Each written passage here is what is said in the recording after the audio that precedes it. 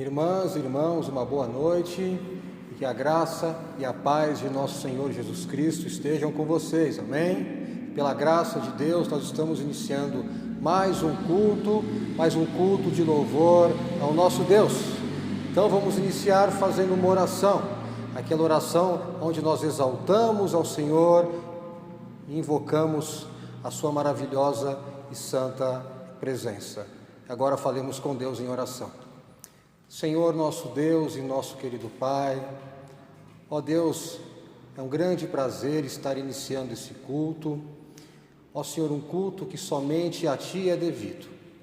Ó Pai, não estamos aqui no templo presencialmente. Ó Senhor, os irmãos estão nas suas casas, não assistindo, ó Pai, mas vivenciando esse culto e dele, ó Deus amado, participando. Ó Senhor, nós aqui queremos Te louvar e exaltar o Seu nome, porque somente o Senhor é digno, ó Pai amado, de receber o louvor. E esse culto a Ti, sim, ó Deus, é feito para a Sua honra e a Sua glória. Ó Espírito Santo, invocamos a Sua presença, ó Senhor amado, e sinceramente nós clamamos que o Teu Espírito venha guiar aquilo tudo que for feito. Ó Deus, as leituras, os cânticos, a mensagem. Ó Pai, é um grande privilégio estarmos reunidos, ó Senhor, a fim de louvar e exaltar o Teu nome. Em Teu nome santo, Jesus Cristo, nosso Senhor, Jesus, o nosso irmão, o nosso Salvador e o nosso exemplo de vida, que nós oramos e agradecemos. Amém.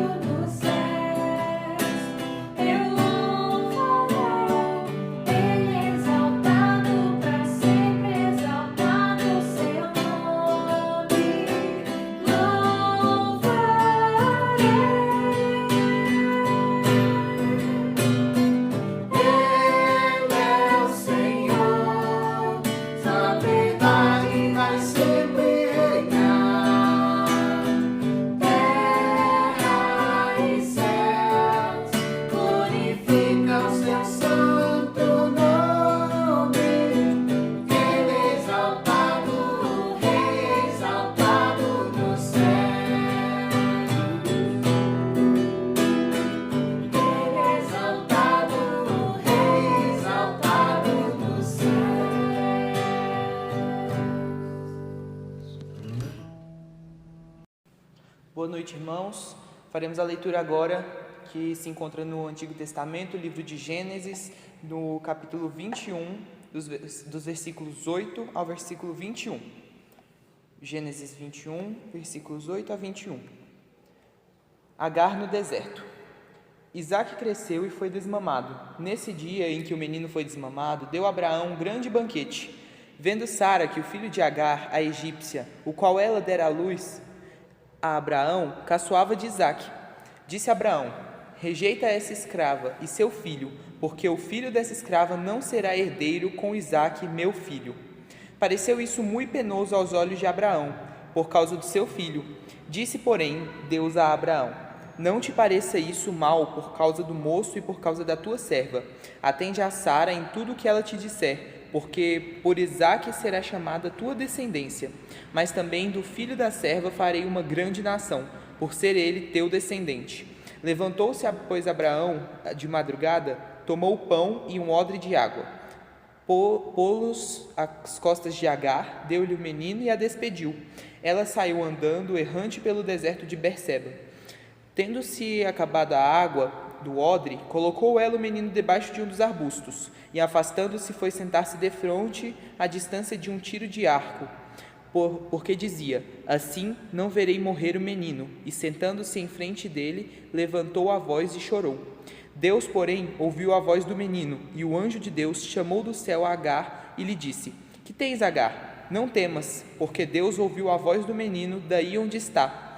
Ergue-te, levanta o rapaz, segura-o pela mão, porque eu farei dele um grande povo.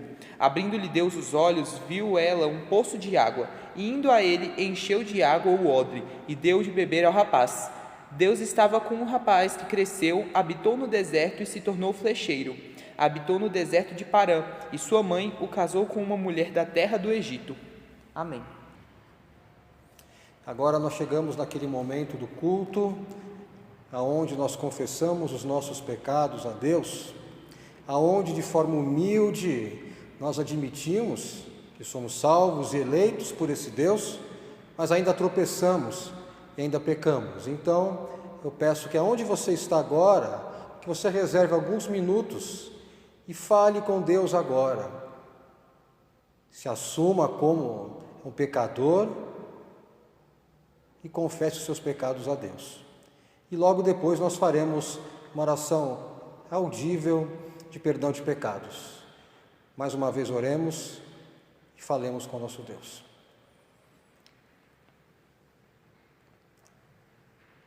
Senhor Deus Altíssimo, Senhor Deus Pai, Filho e Espírito Santo, o seu povo que se reúne agora, ó Deus, assume a sua natureza má, assume, ó Deus, que a despeito da salvação e do dom da eleição em Jesus Cristo, ainda falha, ainda comete atos que não te agradam. Ó Deus, os nossos pensamentos em vários instantes não são, ó Senhor, os seus pensamentos, as nossas palavras, os nossos atos. E agora, ó Deus, as suas filhas e seus filhos em suas casas, ó Deus, aqueles irmãos visitantes que nos assistem agora, mais uma vez confessam os seus pecados diante de Ti. Ó Deus, assumimos a nossa culpa, em máxima culpa. Ó Senhor, assumimos que não somos dignos da Tua graça, mas o Senhor nos perdoa. E de forma sincera, ó Deus, nós confessamos aquilo tudo que nós cometemos, e aquilo tudo que existe em nós que não é do Teu agrado. E suplicamos o Seu perdão, a Sua misericórdia. Ó Espírito Santo, vem nos perdoar e vem trazer em nós a alegria e a certeza do perdão. E ó Espírito Santo, também nos habilita para uma vida nova. Ó Deus, uma vida onde Jesus seja o foco. Ó Deus, aonde o amor seja a nossa marca registrada. Ó Senhor, nós te agradecemos, ó Deus amado, por esse perdão. Ó Pai, que nos foi dado em nome do Teu Filho Jesus Cristo, o nosso único advogado e o único mediador. É em nome dele que nós oramos e agradecemos. Amém e amém. Agora recebam a declaração de perdão, um momento de muita alegria, um momento de muito júbilo. Senhor Deus Todo-Poderoso, nosso Pai Celestial, nós temos pecado contra Ti e contra o nosso semelhante em pensamento, em palavras, em ação. Nós pecamos também por meio de nossa negligência, de nossa fraqueza e de falta voluntária. Mas o Senhor, cheio de bondade, o Senhor, cheio de amor, já nos perdoou. E por isso nós declaramos, não em nosso nome, mas em nome do Deus Pai, Filho e Espírito Santo, que não há mais nenhum tipo de acusação contra nós. Estamos habilitados para viver de uma forma nova, uma forma onde o Seu reino seja visível em nós. Então, que essa igreja acabe de receber, em nome de Jesus Cristo, o perdão de pecados. Amém.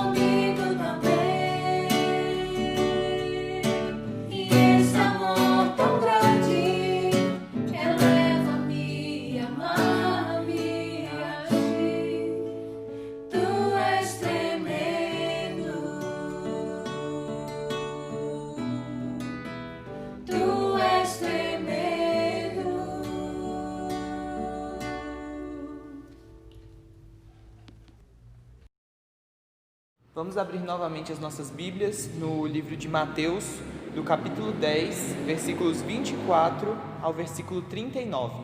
Mateus 10, versículos 24 a 39. Os estímulos. O discípulo não está acima do seu mestre, nem o servo acima do seu senhor. Basta ao discípulo ser como seu mestre e ao servo como seu senhor. Se chamaram Beelzebu ao dono da casa, quanto mais aos seus domésticos. Portanto, não os temais, pois nada há encoberto que não venha a ser revelado, nem oculto que não venha a ser conhecido. O que vos digo às escuras, dizei-o em plena luz, e o que se vos diz ao ouvido, proclamai-os dos eirados. Não temais os que matam o corpo e não podem matar a alma. Temei antes aquele que pode fazer perecer no inferno tanto a alma como o corpo. Não se vendem 2 pardais por um asse? E nenhum deles cairá em terra sem o consentimento de vosso Pai. E quanto a vós outros, até os cabelos todos da cabeça estão contados. Não temais, pois, bem mais valeis vós do que muitos pardais. Portanto, todos aqueles que me confessarem diante dos homens, também eu o confessarei diante de meu Pai que está nos céus. Mas aquele que me negar diante dos homens, também eu negarei diante de meu Pai que está nos céus. Não penseis que vim trazer paz à terra. Não vim trazer paz, mas a espada. Pois vim causar divisão entre o homem e seu pai, entre a filha e sua mãe, e entre a nora e sua sogra. Assim, os inimigos do homem serão os da sua própria casa. Quem ama ao seu pai ou a sua mãe mais do que a mim, não é digno de mim. Quem ama seu filho ou sua filha mais do que a mim, não é digno de mim. E quem não toma a sua cruz e vem após mim, não é digno de mim. Quem acha a sua vida, perdê-la-á. Quem, todavia, perde a vida por minha causa, achá-la-á. Amém. E o conceito de graça nós encontramos na Escritura como um todo. Já no Antigo Testamento, lá no livro de Gênesis, nós temos a história de Abraão. Abraão que foi chamado por Deus e se tornou não somente um pai de uma nação, mas o pai de todos aqueles que têm fé. Mas a ideia de graça Inclusive esse termo, ele ganha uma projeção maior lá no Novo Testamento, e principalmente nos escritos de Paulo, e é o caso que nós acabamos de ler. Mas o que significa essa palavra graça, a qual o apóstolo Paulo acabou de citar no texto que nós lemos? Graça significa um presente, graça significa uma dádiva, algo que eu e você não merecemos, mas Deus, na sua soberania amorosa, nos concede, mas Deus nos dá, e é um presente. E esse presente nós recebemos independentemente daquilo que nós somos, ou no caso daquilo que nós fazemos, e ele é dado por meio da fé. Mas viver de acordo com a graça de Deus é algo que requer um estilo de vida. A pessoa que sabe que recebeu esse presente, a pessoa que tem ciência de que foi salva por meio da graça do Senhor, ela não vive de qualquer maneira, mas a sua vida é diferente, mas a sua vida ela segue outros parâmetros. Mas como deve ser a vida de alguém que sabe que foi tocado, que sabe que foi chamado e eleito pela graça de Deus? Mas como deve ser a sua prática? Mas como deve ser o seu dia a dia? E a fim de responder essa pergunta, eu lhe convido para meditar comigo nessa noite a respeito de uma vida que é pautada na graça de Deus. Mas como é uma vida pautada na graça de Deus? E aqui o apóstolo Paulo nos ensina com um brilhantismo e maestria. E logo de antemão, o apóstolo São Paulo ele é muito claro e afirma de que uma vida pautada na graça de Deus, ela não se curva diante do pecado, não se submete ao jugo muito nocivo do pecado. E na hora que nós lemos esse texto e os outros textos de Paulo, nós vemos que a base da mensagem que compunha a ideia de Paulo e que está muito clara aqui nesse livro é que o ser humano ele é salvo por meio da graça de Deus. Mas o que é salvação? Ele é justificado, ele é eleito, ele é chamado, ele é adotado como filho e filha do Senhor.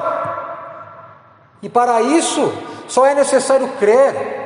E aqui a ideia de crença não tem nenhuma vinculação com conhecimento doutrinário, nada a ver com nenhum tipo de cosmovisão, não, mas é a confiança, é realmente confiar no Senhor, se entregar a Ele. É a fé que faz com que esse dom e esse presente da graça venham se confirmar. Mas o grande problema é que essa mensagem de Paulo, de que ela estava sendo mal interpretada lá na igreja de Roma, lá na igreja na capital do império, e alguns crentes estavam ensinando uma doutrina muito perigosa, e Paulo coloca o dedo na ferida, aqui no versículo 1. E qual era a doutrina? Alguns cristãos em Roma estavam pensando assim: já que a nossa salvação vem por graça, já que a nossa salvação vem por fé, vamos fazer da nossa vida aquilo que bem entendermos, ou vamos pecar à vontade, vamos pecar a granel, porque assim a graça de Deus vai se manifestar mais ainda. Eu vou pecar, eu vou falhar, e Deus vai mostrar a sua graça. E assim os cristãos estavam vivendo de forma imoral, e assim os cristãos estavam vivendo de forma dissoluta, e a desculpa era a graça. Eu vou pecar, eu vou falhar, e vou fazer isso absolutamente consciente, e como prêmio eu vou receber a graça de Deus. Mas Paulo então, e esse é o foco de nosso texto, mas Paulo se revolta, mas Paulo se rebela, e ele ensina que uma vida realmente pautada na graça de Deus, não faz brincadeira com essa graça, não banaliza essa graça, não se entrega ao pecado, não se entrega ao erro, não se entrega à devassidão, não, mas é uma vida que luta contra o pecado, é uma vida que diz não àquilo que é errado, é uma vida que diz não àquilo que não está de acordo com a vontade de Deus. Veja que o apóstolo São Paulo, ele é muito claro quando ele diz que o cristão morreu, que o cristão está enterrado para uma vida que é baseada no pecado. Veja, ou falando em português claro, ele não vai poder viver de uma forma livre, não vai poder viver de uma forma onde o pecado que acaba dominando a sua essência e acaba dominando a sua vida. Usar a graça de Deus como justificativa para o pecado não é correto. E agora nós vamos fazer um pulo na história.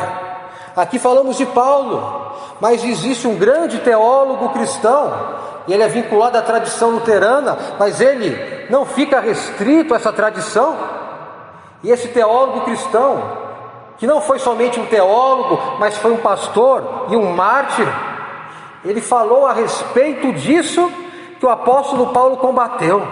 Ele falou a respeito de pessoas que simplesmente achavam que viviam pela graça e podiam viver da forma que bem entendessem. E esse teólogo e esse homem de Deus atende pelo nome de Dietrich Bonhoeffer. Em seu livro Discipulado, ele fala sobre isso. E ele cunhou um termo que se tornou famoso, e é graça barata. Eu vou compartilhar com os irmãos um pouco daquilo que o grande alemão Bonhoeffer disse a respeito dessa questão. E assim ele se expressou: graça barata significa a justificação do pecado, não do pecador. Mas como a graça, ela faz tudo sozinha, veja que tudo também vai permanecer como antes. O mundo continua sendo o mundo e nós continuamos sendo pecadores, mesmo na vida mais piedosa. E aqui vida mais piedosa é vida religiosa. Mas Bonhoeffer continua: viva, pois, o crente assim como vive o mundo, e ele coloque-se em tudo em pé de igualdade com o mundo, e não se atreva a ter sobre a graça uma vida diferente de que tinha sobre o pecado. E não se atreva a ter sobre a graça uma vida diferente que tinha sobre o pecado. Viver de forma que se curve ao pecado é jogar no lixo a graça de Deus, é tratar essa graça com desdém, é transformar esse presente maravilhoso que custou a vida do seu filho em uma graça barata. É isso que Bonhoeffer diz e que se encaixa perfeitamente com aquilo que Paulo afirmou. Mas Deus é maravilhoso, e há um momento onde essa vida escravizada pelo pecado, onde essa vida onde a graça ameaça ser sufocada, mas há um momento onde essa vida ela é vencida, e aonde o ser humano crente ele ganha força para lutar e encarar esse pecado que ameaça subverter a graça de Deus. Isso nós encontramos aqui no versículo de número 3, e aqui Paulo diz que aquele que foi batizado e aquela que foi batizado já naquele instante morreu para o pecado, não devendo mais viver sob o seu jugo. Veja então de que existe um vínculo muito claro entre a conversão e o sacramento do batismo, de que os dois se ligam. É claro que o batismo, de que ele é o símbolo da nossa morte, de que o batismo, de que ele simboliza aquele instante que nós morremos para o pecado, mas o batismo ele é mais do que isso.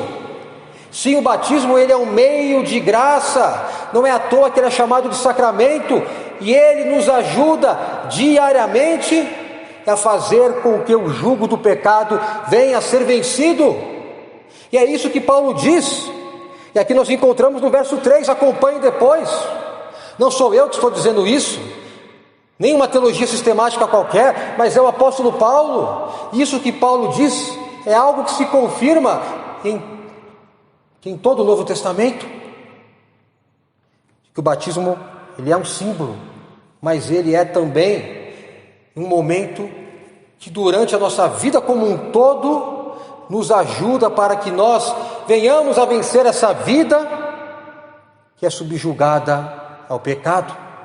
E a respeito disso, de que eu vou citar o grande reformador João Calvino, o pai de nossa tradição reformada, e ele fala muito bem a respeito de uma dupla função do batismo, e é isso que estamos falando. E assim Calvino escreveu: o batismo nos foi dado por Deus para ajudar em primeiro lugar a nossa fé nele, e em segundo lugar, de que ele serve como profissão de fé diante dos homens. Veja que Calvino, em primeiro lugar, de que ele vincula o batismo à fé, a luta contra o pecado, e em segundo lugar, de que o reformador afirma que o batismo ele serve como profissão de fé. Mas infelizmente, e agora vários reformados invertem essa ordem, né? Ou até se esquecem da primeira e só focam no momento simbólico. Mas vamos prosseguir com aquilo que Calvino disse. O batismo representa duas coisas. A primeira é a purificação que nós obtemos pelo sangue de Cristo, e a outra é a mortificação de nossa carne que obtivemos através da sua morte. Veja, mortificação da carne, é isso que estamos falando, é a luta contra o pecado, é não deixar que ele nos domine. E ele prossegue: o Senhor ordenou os seus para serem batizados, a fim de que sejam remidos de seus pecados. Veja que o nosso batismo, de que ele deve nos lembrar que a nossa vida não deve de forma nenhuma ser dominada pelo pecado, mas a vida de alguém que vive pela graça do Senhor é uma vida onde o pecado ele é combatido e aonde nós gozamos do auxílio de Deus, e auxílio esse que começou lá no momento de nosso batismo, e aí depois se confirma em nossa conversão e na vida como um todo. A vida que é pautada pela graça de Deus, ela não se conforma ao pecado. Mas agora eu queria fazer ainda um comentário sobre esse ponto. Na hora que nós olhamos a vida da igreja, nós encontramos realmente uma ideia de combate ao pecado, que aparentemente se encaixa com isso que Paulo ensinou. Só que, na grande maioria das vezes, o pecado que é combatido pela igreja, veja que ele se resume em duas áreas. Em primeiro lugar é a área dos costumes, a área dos vícios. Em segundo lugar é a área da sexualidade. E é claro que existem pecados que realmente estão vinculados aos vícios e devem ser combatidos. É claro que existem pecados que estão vinculados à sexualidade e devem ser combatidos. Mas a vida de pecado não se resume a isso. E aqui eu cito um exemplo de um grande teólogo brasileiro, eu creio que muitos conhecem, com o nome de Rubem Alves. Ele escreveu um livro chamado Religião e Repressão. E nesse livro ele fala, ele foi pastor presbiteriano lá no sul de Minas. Ele diz o quê? De que no tempo que ele foi pastor, ele encontrou várias disciplinas sobre membros adúlteros, de que os conselhos eram implacáveis sobre os membros que caíam no pecado do adultério, mas ele nunca encontrou uma disciplina aplicada sobre um crente que era patrão e não pagava o salário corretamente ao seu funcionário. Ele nunca encontrou essa disciplina.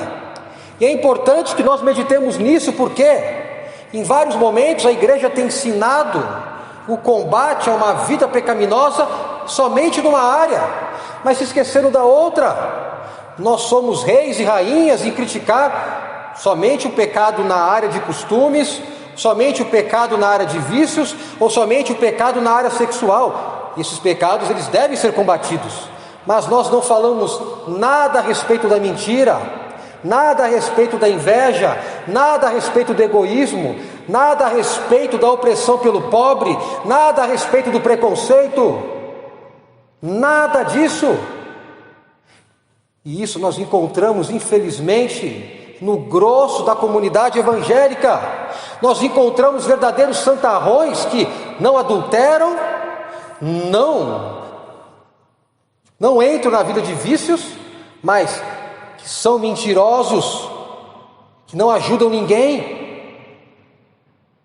Então, nós devemos evitar a prática não somente de um tipo de pecado, mas é de todos os pecados. A vida pela graça não para nisso que nós falamos.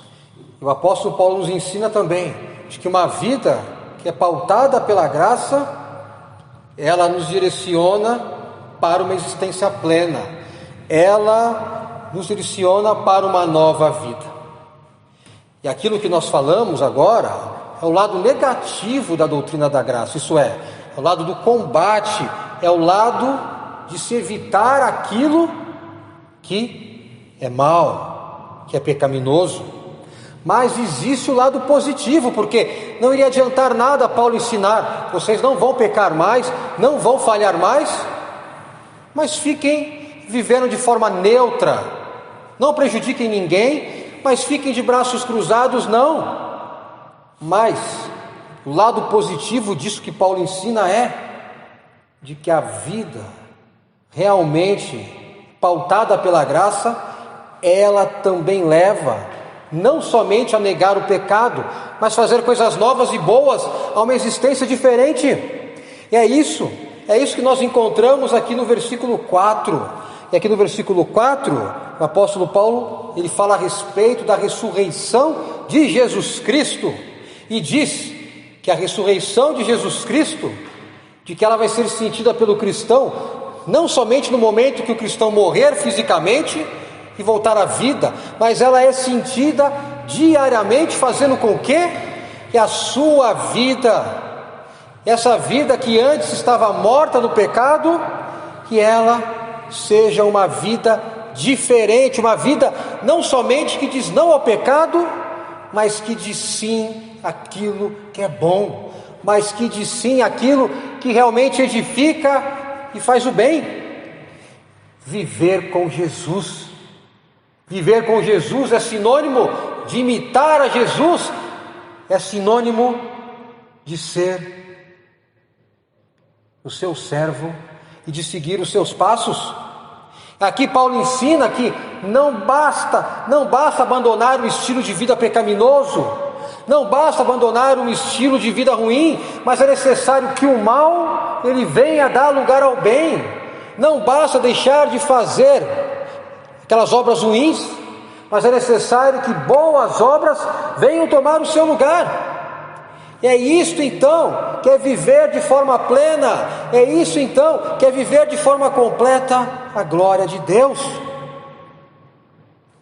Então, somente lembrando, em primeiro lugar é não deixar que o pecado venha dominar a sua vida, mas em segundo lugar e aí é necessário dar um passo além, matar o pecado, mortificá-lo, mas no seu lugar, realmente praticar obras de vida que espelhem Jesus Cristo e que deem o testemunho que essa graça não é barata, mas também não é somente uma graça de negação, mas é uma graça que propõe algo novo. Isto é viver de forma completa, integral e plena a graça de Deus. Mas Paulo prossegue aqui no texto, de que essa nova vida, não é sinônimo de uma santificação plena, não. Infelizmente, as falhas iriam acontecer, infelizmente os tropeços e o pecado também iria existir, mas não iria dominar mais a pessoa, e o mais importante, não iria mais condenar. E aqui Paulo diz: olha, vocês não vão usar a graça como motivo para pecar, vocês vão fugir do pecado e vão praticar o bem, mas às vezes vocês vão falhar, vão tropeçar, mas isso não vai condená-los, mas isso não vai tirar a sua salvação. E essa segurança e essa não condenação está afirmada de forma clara nos versos 5, 6, 7, 8 e 11.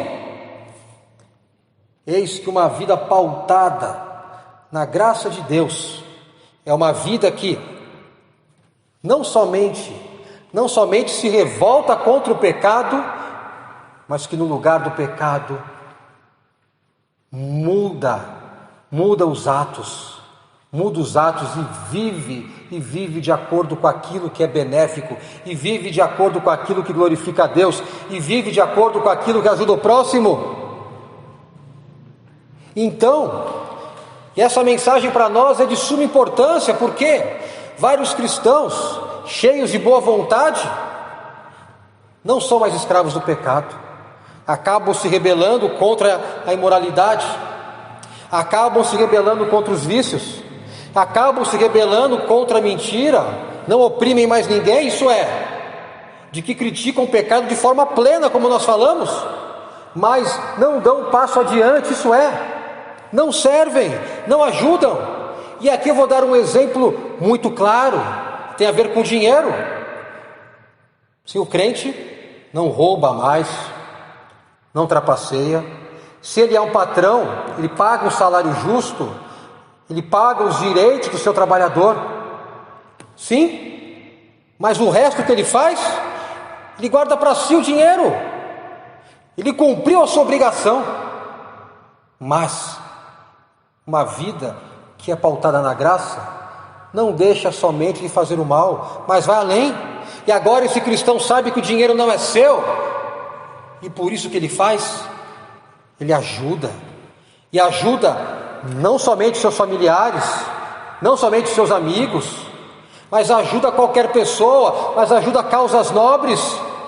E agora nós vivemos um momento onde se faz necessário de que a igreja não somente ore, mas ajude, mas estenda a mão. E eu passaria aqui então a noite inteira afirmando isso.